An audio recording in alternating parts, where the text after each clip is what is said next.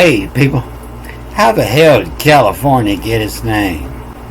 I'm going to tell you exactly how it got its name. But first, I want to apologize to all my subscribers because I'm going to have to dumb this movie down a lot. And also for all the strange sounds you hear coming. Because in the making of this video, I went to visit a bunch of my native California friends. And the more I talk, the more tequila they give me. So anybody who wants to start their own channel, I'm going to try to figure out how to make this movie downloadable. And you're all welcome to put it on your own channel. And we're going to give thanks to Adriana, one of my favorite people. So although the image I get of California, is total trash is what I see on TV, and I never care to go to California.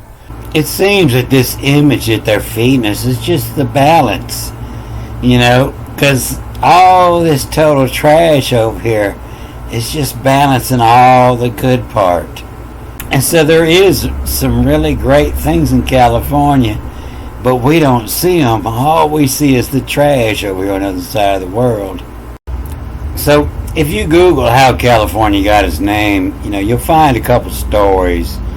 One of them comes off and is California name derived from this best-selling novel that the Spanish explorers were reading. That's a crock of shit. I'm fixing to prove it. And Wikipedia will tell you about 3 different theories, but they really can't prove any of them. They'll come up with this theory from the Arabic caliph. And some of them will tell you it comes from a Khalid. And some of them will tell you it comes from this Persian Californ mythological mountain of paradise. And so either all of these historians are total idiots or they just don't want you to know. So I want all you lazy asses to go ahead and Google California meaning origin, and look into it. Don't be lazy. The California meaning hot furnace. Look at all the different meanings they come up with. They're totally silly. They think you're an idiot. Go ahead and look into Wikipedia at all the ridiculousness they're going to feed you, trying to tell you that Cali is a Greek word meaning beautiful. But right up on the top, they'll tell you the multiple theories regarding the origins of the name California, as well as the root language of the term, have been proposed, but most historians believe the name likely originated from the 16th century novel La Serges de Esplanda. And see, all these historians, they're total idiots. When the Spanish explorers in the 16th century first encountered the Baja California Peninsula west of the Sea of Cortez, they believed the peninsula to be an island. That's stupid. Because fornia is the ancient Hebrew word for horn. And being they got here before 1611, when the King James was written, they knew that a fornia meant horn. And so it doesn't mean island, it means a horn. And a horn is not an island, it's a protrusion. A horn is a protrusion. So, this is proof that nobody ever believed that this was an island.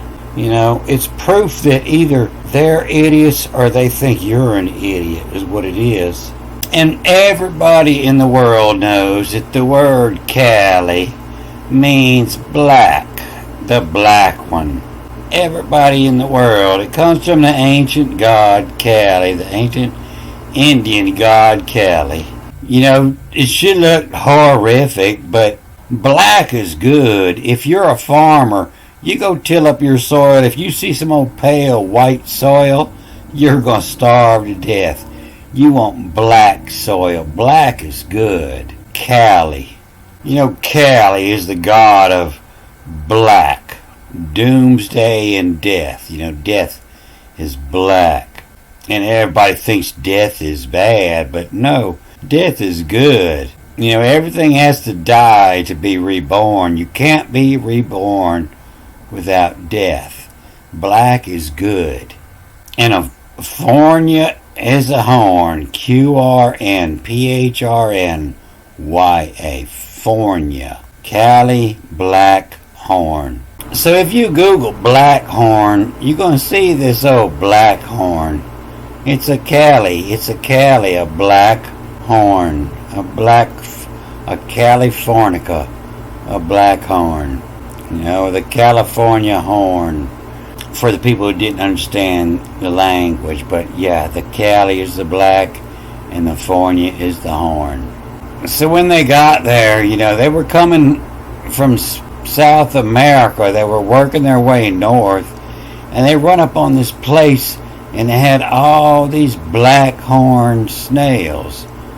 Black horn. And this is horn, and it's not necessarily horn, but it's a special kind of horn that you'll see on a unicorn. You know, in the Greek, it's going to be a monoceros, you know, mono, a single horn, ceros. And this ceros, you know, they're trying to force it over the Hebrew. You know, anybody who thinks that there used to be a horse with a single horn on its head, yeah, you're really not going to get it. You have to look more into the meaning. But yeah, that's where your unicorn come from. It's a unique. It's not a one horn, but it's a unique horn, one of a kind. You know, a lot of people read this as a Argo navies, and it's all part of the brainwashing, you know, to hide the word argon. Argon is your Hebrew word for purple. You know, the purple aves, the purple bird. Purple is the king. The Argon avis, the purple bird. You know, and here's Cyrus, you know, the eye of Osiris. And here's your Merzum. This is Egypt over here. You know, there was no such thing as Egypt until the Greek Bible was written, and that's where it comes from.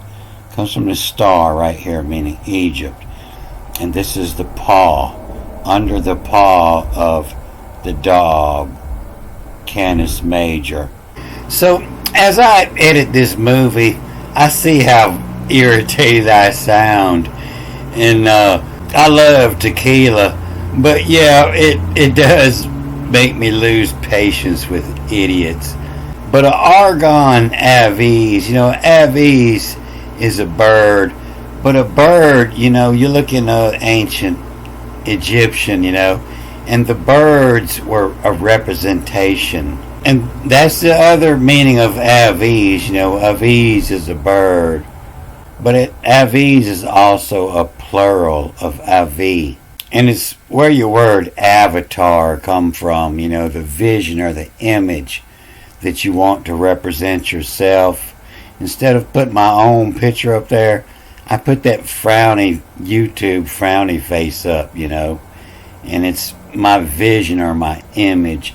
It's the avi, it's the representation of myself. You know, in my view, this is what I think about it. In my image. You know, I think YouTube is a big frowny face that censors me.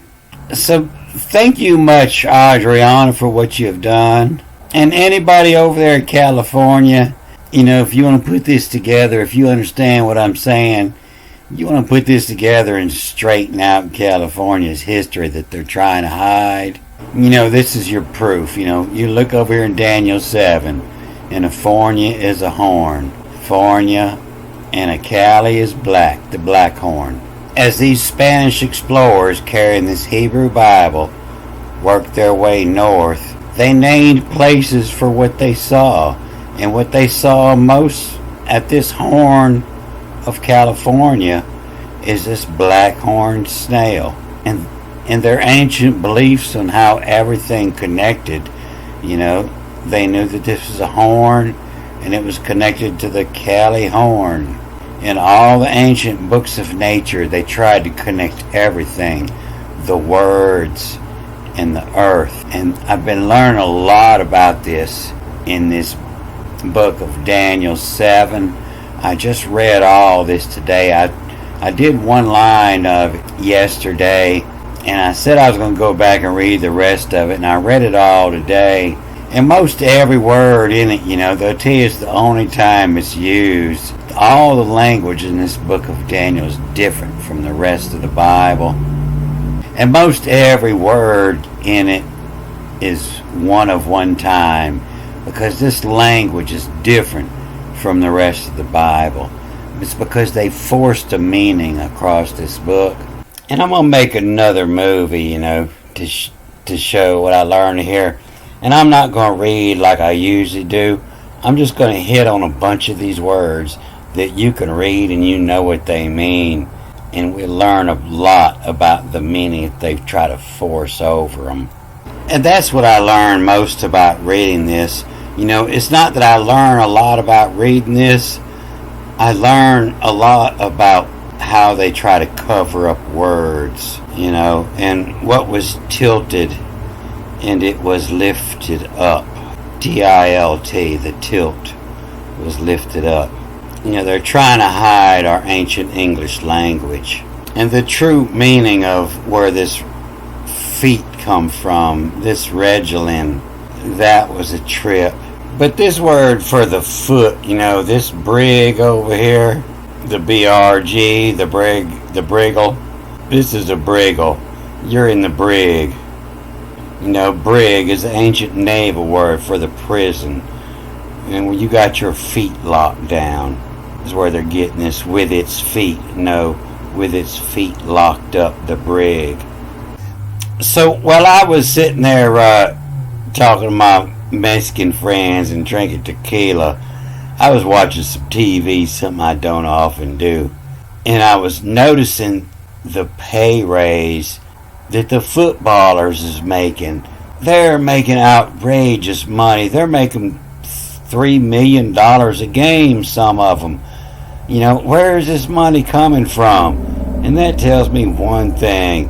They're fixing to totally collapse our economy. So, yeah, like I say, it's time for people to wake up and see what the hell's going on. All these footballers, they're totally lost. They think they're fixing to make some money. That $100 million is going to be worth about 2 pairs of shoes. So maybe I'll be sobered up by the time I get this movie edited and loaded.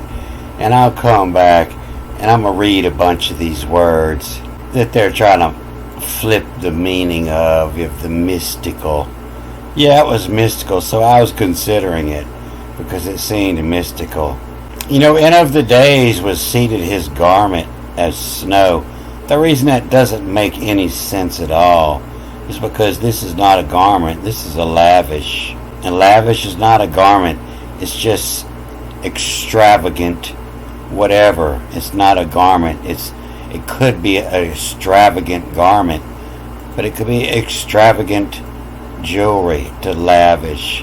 And when was seated, is it in, B is in, it in. And so it doesn't necessarily mean seated, it just means where it was at. It's in lavish.